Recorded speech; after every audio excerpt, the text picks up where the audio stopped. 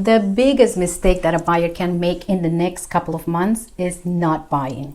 You stopped shopping for a house because the interest rates went up. Question, where do you want it to be? What is your ideal interest rate? What do you think needs to happen for interest rates to drop? How long do you think that's going to take? 1 year, 2, 5? Are you going to put your dreams of owning a home on hold, just waiting and praying for lower interest rates? Knowing that you need to buy now because your rent is going up every year, knowing that you have to continue to commute for work every day, knowing that your family is growing and needs more space. So if you're actually able to buy now, buy it. Don't wait, because the minute the interest rates go down, home buyers are going to come flocking and you're going to have to compete with multiple offers or risk missing out on your home again.